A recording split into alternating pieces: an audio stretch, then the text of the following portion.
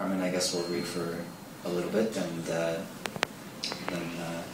be available to sign copies of the book, maybe speak one-on-one with anyone who's interested. Okay. Aunque no vengo, pero ¿recuerdan esas palabras?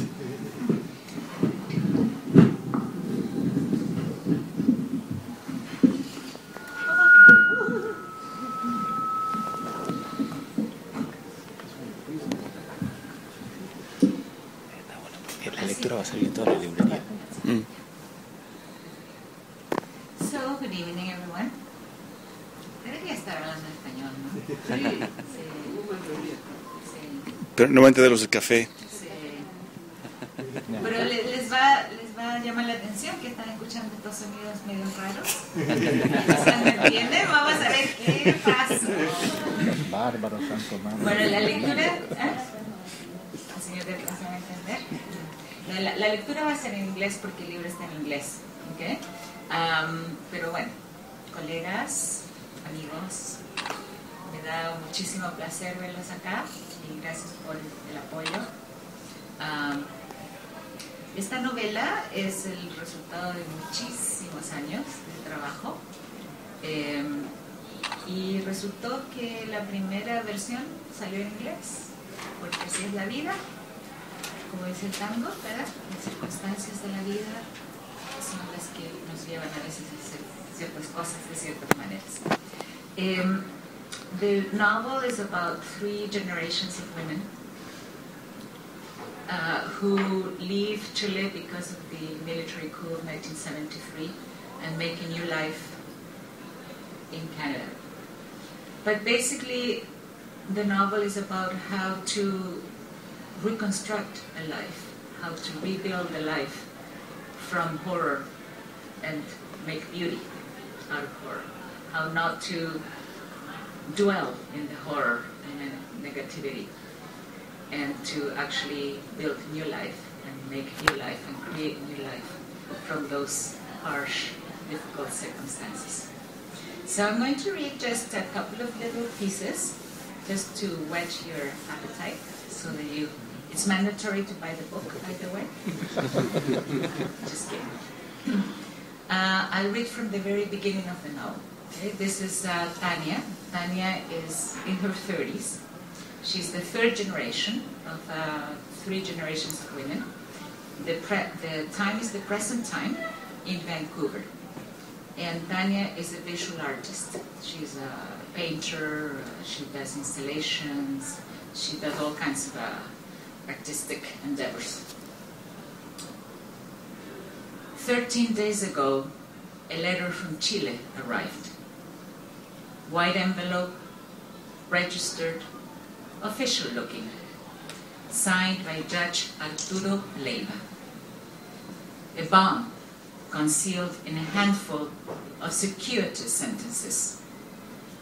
Judge Leiva writes that he would be extremely thankful if I were to approach the Chilean consulate in Vancouver to arrange for a sample of my blood to be tested.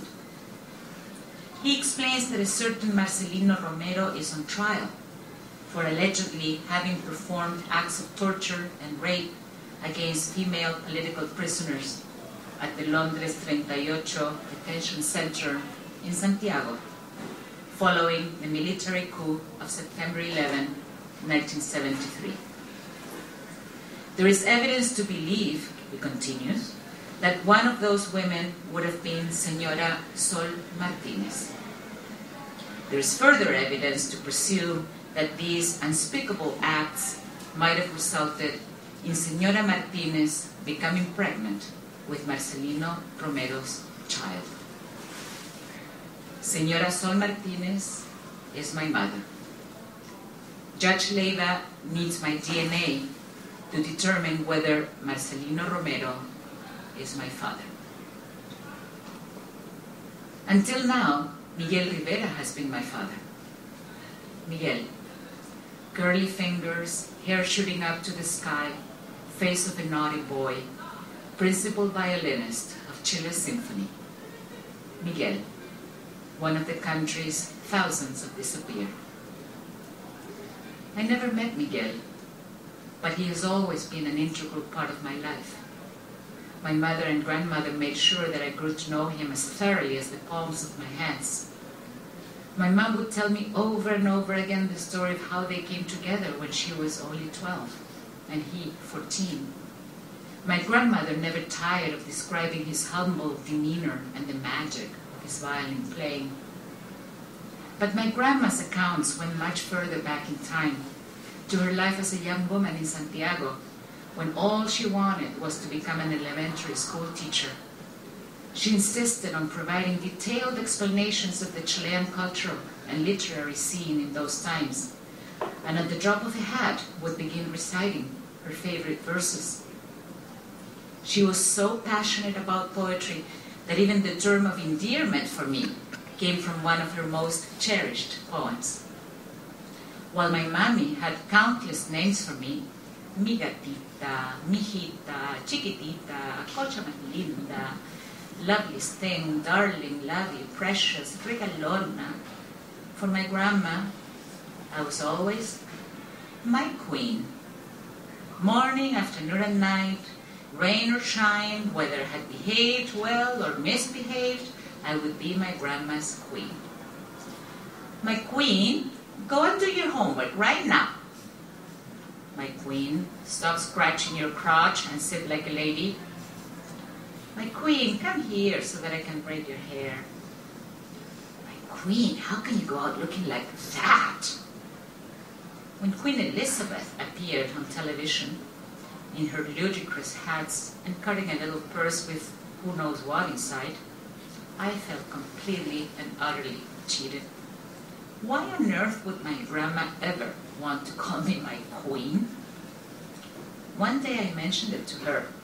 She burst out laughing and then explained that she didn't call me my queen because of Queen Elizabeth, but rather because of a Gabriela Mistral poem called We Would All Be Queens.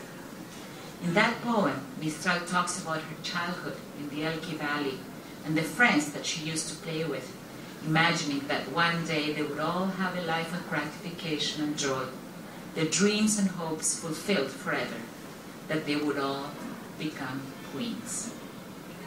While brushing my hair, my grandma went on to tell me that when she was a little girl, she also had wanted to have a prosperous and happy life.